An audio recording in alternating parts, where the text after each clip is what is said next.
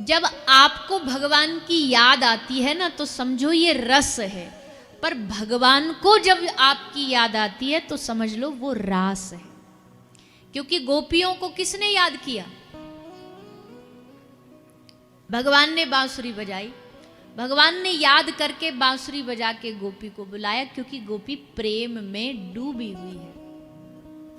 एक बात और है, बांसुरी बजी तो सुनी सबको नहीं, गोपियों के पतियों को नहीं सुनाई दी, गोपियों के सास ससुर को नहीं सुनाई दी, केवल गोपी को सुनाई दी। क्योंकि पात्रता भी तो जरूरी है। अब मान लीजिए कथा में 1000 श्रोता आते हैं, सबकी पात्रता अलग अलग होती है, सबको कथा एक बराबर परिणाम नहीं देती है, कथा सबको अलग अलग परिणाम देती है। किसके भरोसे?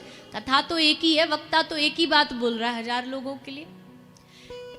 स्कूल में मास्टर जी एक ही पढ़ाई 100 बच्चे को पढ़ाते, पर उनमें से एक पहले नंबर पे 100 नंबर लेके आता है, एक 50 नंबर लेके आता है, और एक 20-30 में ही अटक जाता है।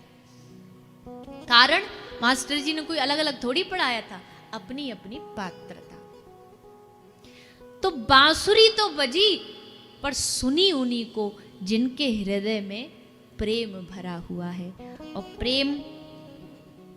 प्रेम की बात तो क्या करें, प्रेम की परिभाषाएं अनेक अनेक वर्षों से चलती हुई आई हैं। 200 साल पहले श्री नामदेव जी प्रेम के बारे में कह रहे हैं, 500 साल पहले श्री चैतन्य महाप्रभु, श्री मीराबाई सा, श्री सूरदास जी प्रेम के बारे में कह रहे हैं। 1000 साल पहले जो संत हुए वो भी प्रेम के बारे में कह रहे हैं। सब प्रेम पर व्याख्या कर रहे हैं, पर आज तक प्रेम की कोई व्याख्या कर नहीं पाए।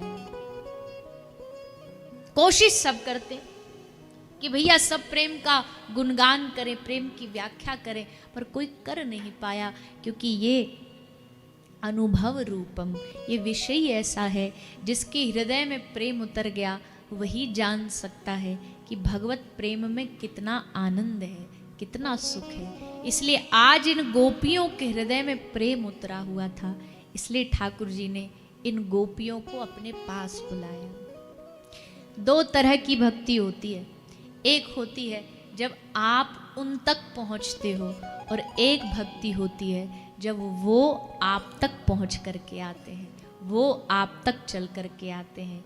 एक भक्ति होती है जब आप उनको देखते हो, और एक भक्ति होती है जब वो हजारों लाखों की भीड़ में केवल और केवल आप पर नजर डालते हैं। ठाकुर जी की नजरों में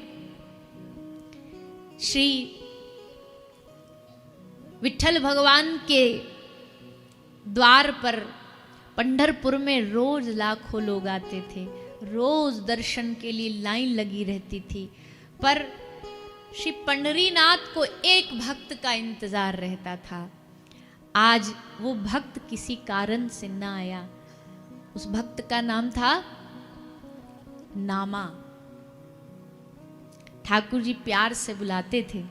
भगवान जैसे आप बेटे का कितना भी तगड़ा नाम रख दो, कितना भी मॉडर्न नाम रख दो, एक पर्सनल नाम उसकी मैया लाड से जरूर रखेगी। चाहे मेरा लड्डू है, चाहे मेरा रसगुल्ला है, चाहे मेरा चंदा है, ये उसके पर्सनल नाम, प्राइवेट नाम होते हैं।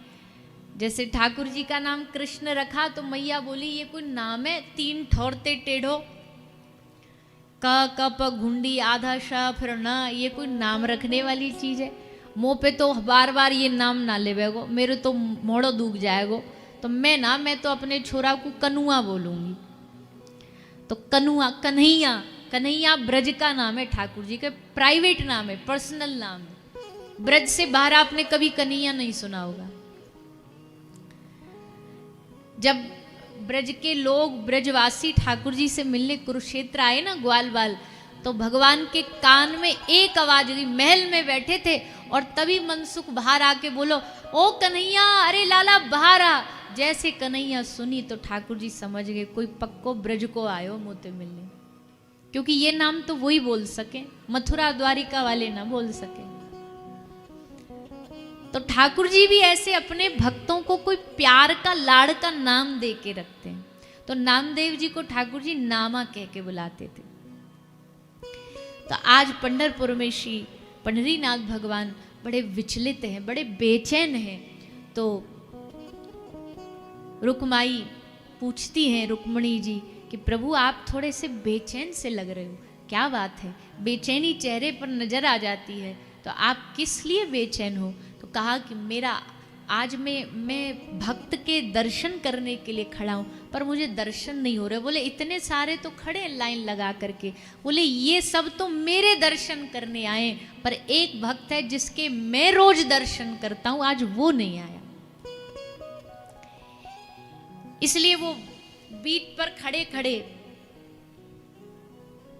हमको ज़्यादा मराठी तो आती नहीं, पर थोड़ी बहुत जो हमने ये कथा पढ़ी है उससे ये पता लगा कि शायद मराठी में ईंट जो होती है ना, ईंट को बीट बोलते हैं। सही है क्या? सही है ना? हाँ चलो, आप लोग के पर वो मिल गई अप्रूवल।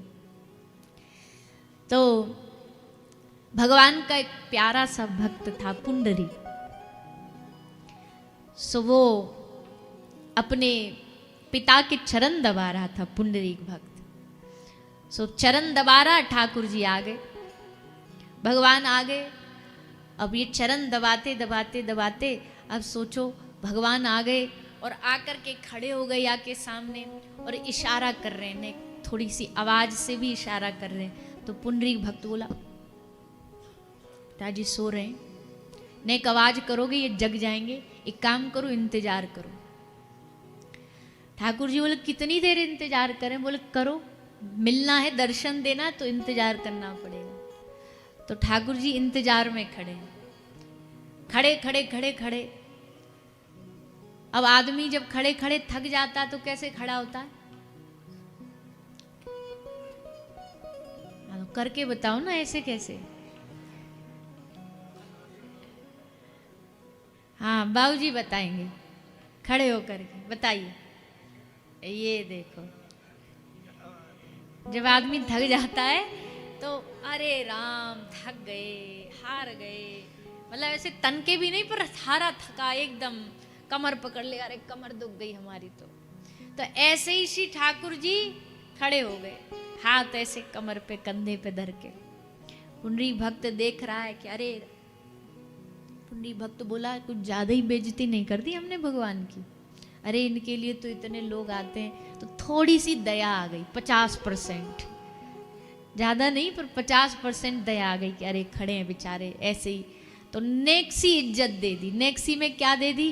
हाथ से तो चरण दबा रहे थे, पांव से चारपाई के नीचे एक ईंट पड़ी थी, सो पांव से ऐसे मार के आगे कर दी कि लो इस पे खड़े हो जाओ, ने थोड़े आराम से। तो श्री पुंडरीक भगवान उस पर ऐसे खड़े होकर के बीट पर खड़े हो गए। तो बीट पर खड़े हुए इसलिए विट्ठल नाम पड़ा। विट्ठल नाम से ठाकुर जी प्रसिद्ध हुए और उसी आकृति में खड़े हैं जिस आकृति में उस समय प्रभु खड़े हुए थे।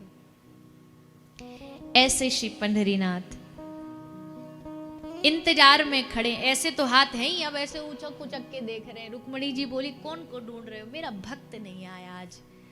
अरे इतने भक्त होते हुए बोले नहीं, वो जिसका मैं दर्शन करना चाहता हूं, तो फिर चले जाओ। तो ठाकुर जी सारी भीड़ को छोड़ करके, सारे लोगों को छोड़ करके आज नामदेव के दर्शन करने गए। रोज नामदेव आते हैं दर्शन करने, आज ठाकुर जी स्वयं करने गए कि जरा देखे तो क्यों नहीं आया। हृदय बेचैन है प्रभु का आज अपने भक्त से मिलने के लिए। तो भैया कहने का भाव हमारा यही है कि उनको देखना ये रस है, पर उनका हमें देखना यही रास है। और इस रास की प्राप्ति प्रेम से ही होती है। बिना प्रेम के, बिना प्रेम रीझे नहीं तुलसी नंद कुमार। तुम कितने ही विधि विधान कर लो, कितने भी नियम कर लो, कितने भी पूजा पाठ कर लो, पर उनको रिझाने के लिए तो एक ही शर्त है। भगवान तक पहुंचने के रास्ते बहुत हैं। अब आप बम्बई जाओ तो बम्बई जाने के कई सारे मार्ग हो सकते हैं। एक लोकल मार्ग हो सकता है, एक एक्सप्रेस वे हाईवे हो सकता है, एक अटल मार्ग है शायद, हम तो एक दिन गए थे तो पता है। तो अलग अलग मार्ग हो सकते हैं। अब पहुंचेंगे तो सब बम्बई ही पहुंचा ही देंगे, पर फर्क इतना है कि लंबा रास्ता पकड़ोगे तो शायद 1 घंटा एक्स्ट्रा लग जाए, एक्सप्रेस वे पकड़ लोगे तो 1 घंटा शायद कम में पहुंच जाओ, शॉर्ट में पहुंच जाओ। इसलिए भगवान तक सारे रास्ते पहुंचते हैं, योग भी, तप भी, मौन भी, व्रत भी, सब रास्ते हैं। पर प्रेम का जो मार्ग है ये सबसे लंबा, सबसे बड़ा, सबसे चौड़ा एक्सप्रेस हाईवे, कोई ब्रेकर नहीं। एक्सप्रेस वे में क्या होता है, कोई ब्रेकर नहीं, कोई कट नहीं, सीधा एकदम गाड़ी फर्राटेदार भगी जाएगी। प्रेम का मार्ग एक्सप्रेस हाईवे है, यहाँ कोई रुकावट नहीं आती, यहाँ गाड़ी बड़ी तेजी से भगती है।